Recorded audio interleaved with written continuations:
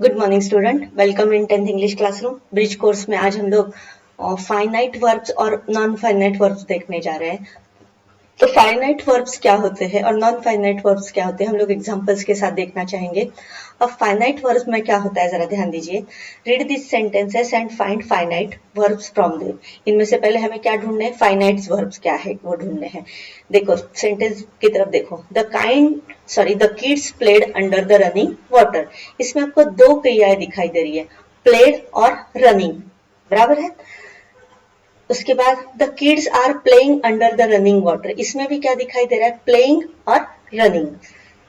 Third sentence है Vedant plays under the running water, plays and running. अब इन तीनों सेंटेंस में रनिंग रनिंग रनिंग बिल्कुल चेंज नहीं हो रहा है, लेकिन बदल क्या रहा है, प्लेड बदल रहा है, प्लेइंग बदल रहा है और प्लेज बदल रहा है।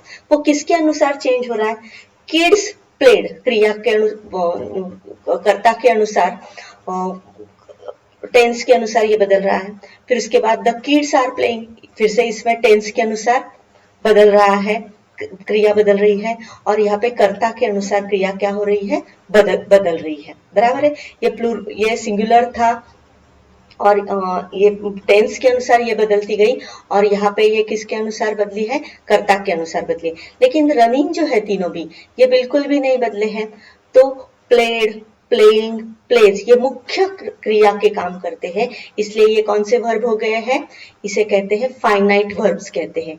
लेकिन रनिंग रनिंग रनिंग, तो ये तीनों जो आ रहे हैं रनिंग रनिंग रनिंग, इसमें कोई परिवर्तन नहीं हुआ, वाक्य का कर्ता बदला तो भी ये बदले नहीं, इसलिए इनको क्या कहते हैं, नॉन फाइनाइट वर्ब्स कहते हैं। क्या कहते हैं इसको, नॉन फाइनाइट वर्ब्स बदलते हैं। तो देखो, the verbs which do not change as per the person, the tense और द नंबर। जो क्रिया किसके अनुसार नहीं बदलती, व्यक्ति के अनुसार, और टेंस मतलब काल के अनुसार, और नंबर मतलब संख्या के अनुसार जो क्रिया बदलती नहीं, उसे क्या कहते हैं, नॉन फाइनाइट वर्ब्स कहते हैं। आया समझ में, नॉन फाइनाइट वर्ब्स। अब उसके और 3 एग्जांपल दिए, देखो नॉन फाइनाइट वर्ब्स क्या होते हैं। The sleeping cat is mine, running is a good exercise, Uma went to Mumbai to find a job. अब इसमें देखो, स्लीपिंग, रनिंग, टू फाइंड, ये तीनों क्या आया है, नॉन फाइनाइट वर्ब्स है। अब ये नॉन फाइनाइट वर्ब्स है मतलब क्या है, वो कर्ता के अनुसार, उसके बाद काल के अनुसार और संख्या के अनुसार बदलते नहीं है, वो जैसे है वैसे ही रहते हैं। अब इन्हें या इनके अनुसार इनके अलग अलग से प्रकार है। अब ये प्रकार क्या है जरा हम लोग देखेंगे। देखो, in the first example, look at the underlined verbs in these sentences, they never function as the main verb in the sentence। वो कभी भी मुख्य क्रिया का काम करते नहीं। तो वो क्या काम करते हैं, तो वो अलग अलग से काम करते हैं। वो क्या क्या काम करते हैं, देखो पहले एग्जांपल में sleeping describes the word cat, पहला सेंटेंस हम लोग दिखा सकती हूँ मैं। देखो, ये स्लीपिंग जो है वो किसको डिस्क्राइब करता है, कैट को। मतलब ये कैट कैसी है, स्लीपिंग है, मतलब ये किसका काम करता है, एडजेक्टिव का काम करता है। पहले सेंटेंस में ये स्लीपिंग नॉन फाइनाइट वर्ब है, वो किसका कार्य करता है, एडजेक्टिव का काम करता है। जब वो एडजेक्टिव का काम करता है तो उसे क्या कहा जाता है, पार्टिसिपल कहा जाता है। जो क्रिया एडजेक्टिव के रूप में आती है, जो क्रिया स्लीपिंग, ये क्रिया किसके रूप में आई है, एडजेक्टिव के रूप में, तो उसे क्या कहा जाता है, पार्टिसिपल कहा जाता है। इतना ही याद रखना है कि जो क्रिया एडजेक्टिव के रूप में आती है, मतलब विशेषण के रूप में आती है, उसे हम लोग क्या कहते हैं, पार्टिसिपल कहते हैं।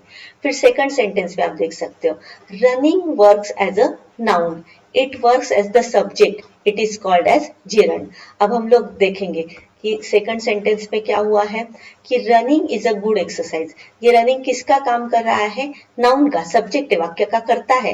Running is a good exercise, ये कर्ता के रूप में आई, नाउन के रूप में आई है, इसलिए इसको क्या कहा जाता है, जिरंड कहा जाता है। आया समझ में, क्रिया को जब आईएनजी लगा है और वो किसका काम कर रहा है, वो सब्जेक्ट मतलब कर्ता का काम कर रहा है, तो उसे क्या कहा जाता है, जीरेंड कहा जाता है। और ये दोनों भी पार्टिसिपल्स, जीरेंड, ये क्या है, नॉन फाइनाइट वर्ब्स है। फिर उसके बाद in the third example, the verb find is preceded by to, it is called as infinitive. अब इन्फिनेटिव किसे कहा जाता है, सेंटेंस की तरफ फिर से चलते हैं हम लोग। Uma went to Mumbai to find a job, बराबर है। टू फाइंड, ये किससे एक्सीड हुआ है, टू से। फाइंड ये क्रिया है, उसे किसके द्वारा जोड़ा गया है, टू से जोड़ा गया। ये मुख्य क्रिया है क्या वाक्य में से, नहीं है। मुख्य क्रिया क्या है, वेंट है, मतलब वो फाइनाइट वर्ब है। और टू फाइंड क्या है, इनफाइनाइट वर्ब है। वो किससे जोड़ी गई है, टू से। इसलिए इसको क्या कहा जाता है, जब क्रिया को टू लगता है तो उसे क्या कहते हैं, क्या कहते हैं इसे, यहाँ पे दिख दिया है इन्फिनेटिव कहा जाता है। आया समझ में, ये क्या है फिर, जब क्रिया को टू लगता है तो वो क्या होता है, इन्फिनेटिव। और जब क्रिया को यहाँ पे आईएनजी लगता है तो वो क्या है, जीरंड है। आंसर में यहाँ पे भी ये जीरंड है, लेकिन वो किसका काम कर, किसका कार्य कर रहा है, वो एडजेक्टिव का काम कर रहा है, इसलिए वो क्या है, पार्टिसिपल है। आया समझ में, ये है पार्टिसिपल। नॉन फाइनाइट वर्ब जो है वो पार्टिसिपल है। यहाँ पे वो क्या किसका कार्य कर रहा है, सब्जेक्ट मतलब नाउन का कार्य कर रहा है, इसलिए वो क्या बन गया है, जिरंड बन गया है। और यहाँ पे ये मुख्य क्रिया नहीं है, इसे ये किससे, किसके पीछे आया है, टू के पीछे आया, इसलिए ये क्या है, इन्फिनेटिव है। अब देखो, there are some infinitives they can work without to, लेकिन उनको कभी कभी टू रहता भी नहीं है, तो उनको क्या कहा जाता है, बेयर इन्फिनेटिव्स कहा जाता है। क्या कहा जाता है, बेयर इन्फिनेटिव्स। अब इसमें एग्जांपल दिए bare infinitives, she made me cry, बराबर है। क्राई ये क्या है, इन्फिनेटिव है, लेकिन इसको टू लगा है क्या, नहीं।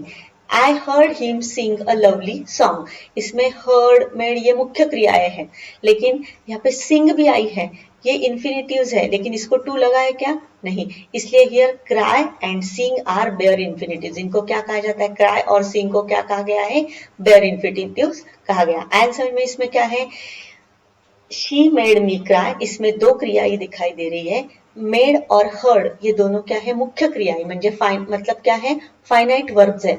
और क्राई और सिंग ये क्या है, इनफाइनाइट वर्ब्स है। और इनफाइनाइट नॉन फाइनाइट वर्ब जिसे हम, सॉरी इनफाइनाइट नहीं, नॉन फाइनाइट वर्ब्स है। अब इन नॉन फाइनाइट वर्ब्स का काम क्या है, ये बेयर इन्फिनेटिव्स है, मतलब इनको टू लगा नहीं है। आया समझ में। अब आप सारी एक्टिविटी आपको बाकी के करनी, यहाँ पे एग्जाम्पल दिए देखो, आपको ढूंढने के लिए कहा गया था, find verbs from this sentences and state whether they are finite और नॉन फाइनाइट वर्ब्स है। अब देखो, kids like the moving, sorry, Rashmi found the shop at walking distance. Walking क्या है, यहाँ पे नॉन फाइनाइट वर्ब है। Kids like the moving toys, यहाँ पे फिर से ये क्या है, नॉन फाइनाइट है। The broken glass cut my foot, ये क्या है, ब्रोकन, नॉन फाइनाइट है। The tired man at the food quickly, tired क्या है, फिर से यहाँ पे नॉन फाइनाइट वर्ब है। Nirmala likes to learn new things, to learn क्या है, नॉन फाइनाइट वर्ब्स है। अब देखो हम लोग इसमें फिर से शांत मन से देखते हैं। Rashmi found the shop at walking distance, यहाँ पे फाउंड आया है, ये मुख्य क्रिया है। और वॉकिंग क्या है, वॉकिंग डिस्टेंस ये क्या है, एडजेक्टिव के रूप में आई है, बराबर है। डिस्टेंस कैसा है, वॉकिंग डिस्टेंस है, एडजेक्टिव के रूप में आया है, ये यानी पार्टिसिपल है। फिर kids like moving toys, moving toys, फिर टॉयज कैसे है, मूविंग है, ये फिर से क्या है, पार्टिसिपल है। The broken glass cut my foot, glass कैसा है, ब्रोकन है, इसलिए ये फिर से क्या है, क्या है, एडजेक्टिव के रूप में है, एडजेक्टिव के रूप में है, मतलब क्या है, ये देखो यहाँ पे एक्सप्लेन किया गया है, फिर से देख सकते हैं आप। एडजेक्टिव के रूप में आता है तो वो क्या होता है, पार्टिसिपल होता है। फिर उसके बाद the tired man at the food quickly, फिर से मैन को क्वालिफाई कर रहा है, मतलब ये भी क्या है, पार्टिसिपल है। Nirmala likes to learn new things, to learn to से प्रिसीड हुआ है, इसलिए ये क्या है, ये क्या है, इन्फिनेटिव है। अब find verbs from this sentences and state whether they are finite और नॉन फाइनाइट वर्ब्स। अब ये सारी आगे की एक्टिविटीज जो है वो आपको खुद को करनी है। इसमें आपको अंडरलाइन करना है किसको, वर्ब्स को, और वो फाइनाइट है या नॉन फाइनाइट है इन 5 सेंटेंस में आपको खोजना है। फिर उसके बाद fill in the blanks with appropriate participle, ये पार्टिसिपल्स दिए हैं, पार्टिसिपल्स आप समझते हो ना आप, तो पार्टिसिपल्स से आपको पूर्ण करना है। जैसे एक मैं बताती हूँ करके, we entered a remote village dash the main road. अब यहाँ पे लेफ्ट आएगा या लिविंग आएगा, लिविंग आएगा, क्योंकि क्या करने के लिए कहा है, पार्टिसिपल यूज करने के लिए कहा है, इसलिए यहाँ पे क्या आएगा, लिविंग आएगा। हाँ, the dash shop was open tomorrow, will open tomorrow, closing आए है, क्लोज्ड आएगा, वो आपको सोचकर लिखना है। ये सब आपको पूरे करने हैं। फिर rewrite the following sentence by adding infinitive as shown in the example, infinitive add करना है।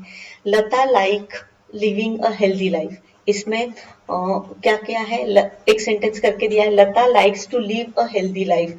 इसमें क्या है, लाइफ को क्या किया है, सॉरी, लिविंग का आईएनजी निकाल दिया है और क्या लगाया है, टू लगाया, मतलब जिरंड था ये, जिरंड से हटाकर इसको क्या कर दिया है, इन्फिनेटिव लगा दिया। फिर इसी प्रकार से आपको क्या क्या करना है, इन सेंटेंसेस में बदल करने हैं। देखो, टेस्टिंग को आईएनजी हट जाएगा और टू लगेगा।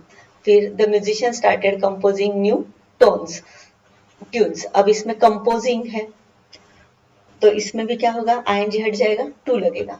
फिर the police attempted catching the criminals, catching के लिए आईएनजी हट जाएगा, जिरंड हट जाएगा, क्या लगेगा, टू लगने से इन्फिनेटिव लगेगा।